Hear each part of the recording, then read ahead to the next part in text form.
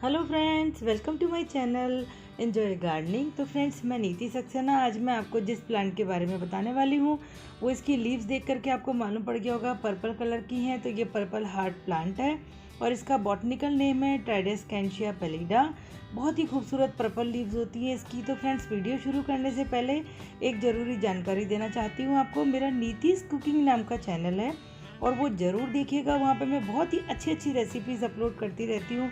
अगर आप खाने पीने के शौकीन हैं तो ज़रूर देखिएगा और पसंद आए तो सब्सक्राइब ज़रूर कीजिएगा उसको।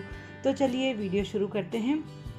तो फ्रेंड्स, ये है पर्पल हार्ट प्लांट और बहुत ही कम प्लांट होते हैं ऐसे जिनकी पर्पल कलर की लीव्स होती हैं, क्योंकि ये लेवेंडर शेड, पर्पल शेड बहुत ही कम मिलते हैं। इस तरह के शेड वाले प्लांट ज़्यादातर हम देखते हैं ना, जिनकी लीव्स होती है वो ग्रीन ही ग्रीन दिखाई देते हैं। तो कुछ ही प्लांट ऐसे होते हैं जिनकी इस तरह की पर्पल लीव्स होती हैं। देखिए, बेहद खूबसूरत प्लांट है। इसको जो है ज़्यादातर उसमें लगाया जाता है फ्रेंड्स, ग्राउंड कवर करने के लिए। जैसे बहुत बड़े बड़े गार्डन्स हैं तो वहाँ पे क्यारियाँ हैं, उनमें लगा दिया जाता है तो बहुत अच्छे से क्यारी को पूरा कवर कर लेता है। या लैंडस्केप्स हैं, ये देखिए हमारे यहाँ नीचे लगा हुआ है सोसाइटी के अंदर।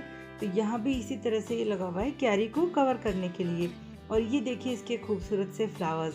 इसका गर्मियों का सीज़न, इसका ग्रोइंग सीज़न है, तब उस समय इसमें बहुत अच्छे अच्छे फ्लावर्स आते हैं। पर्पल पिंक कलर का शेड होता है इनका। बहुत ही खूबसूरत से फ्लावर्स होते हैं, लेकिन बस ये है कि इनकी लाइफ ज़्यादा नहीं होती है। एक दिन बाद ही ये सूख करके झड़ जाते हैं, लेकिन लगते बहुत खूबसूरत हैं। जब ग्रोइंग सीज़न होता है ना, तब तो बहुत ही सारे आते हैं। हर ब्रांच के ऊपर आपको इसके फ्लावर्स देखने को मिलेंगे। ये देखिए कितने अच्छे से ग्राउंड को कवर करता है और ये बहुत ज़्यादा तेज़ सनलाइट में इस समय है ये। तो इसकी वजह से इनके जो है शेड थोड़ा सा फ़र्क पड़ गया है शेड में इसके, और मतलब फेडेड हो गई हैं इसकी लीव्स।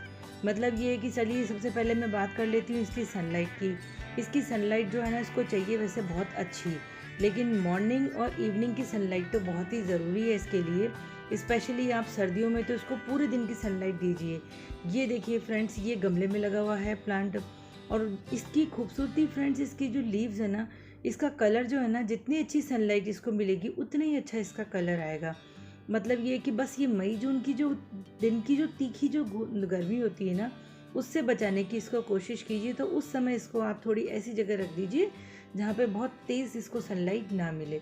इसकी लीव्स देखिए, इसके ऊपर पानी डालते हैं ना तो ऐसा लगता है जैसे इसके वाटर प्रूफ इसकी कोटिंग हो रही है और इसकी लीव्स में पानी ठहरता ही नहीं है बिल्कुल भी। ये देखिए आप इस तरह की और फ्लैशी फ्लैशी सी लीव्स हैं। ऐसा लगता है इसको देख करके जैसे तो ये सकुलेंट जो है ना स्पीशीज़ का कोई प्लांट हो। वैसे ये स्पाइडर वर्ट स्पीशीज़ का प्लांट है और बहुत ही बढ़िया तरीके से ग्रो करता है। और हैंगिंग बास्केट के लिए तो फ्रेंड्स ये बहुत ही बढ़िया प्लांट है। अगर आप सोच रहे हैं कि हैंगिंग बास्केट में कौन सा प्लांट लगाएं, तो ये बहुत ही अच्छे से हैंगिंग बास्केट के अंदर ग्रो करेगा। तो फ्रेंड्स, मैंने आपको इसकी लाइट के बारे में तो बताया है। अब ये देखिए, इसमें इस तरह से इसकी नोड्स होती हैं यहाँ पर।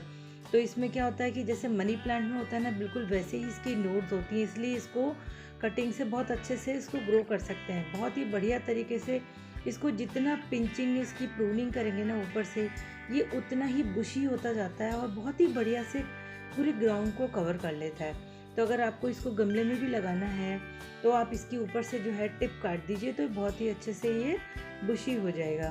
तो फ्रेंड्स, अब मैं आपको बात करती हूँ इसकी पानी की। इसकी क्योंकि ब्रांचेस काफ़ी फ्लैशी फ्लैशी होती हैं, वुडी नहीं है बिल्कुल भी, और इसकी लीव्स भी फ्लैशी हैं, तो इसलिए इसको जो है पानी आप कोशिश करें कि ऊपर की मिट्टी की जो लेयर होती है जब वो सूख जाए तभी इसमें पानी दें, क्योंकि इसमें रूट रॉट बहुत ज़्यादा होता है। इसलिए पानी आपको इसमें कम से कम देना है। जब लगे आपको कि हाँ ऊपर की लेयर सूख गई है तो आप पानी दे दीजिए।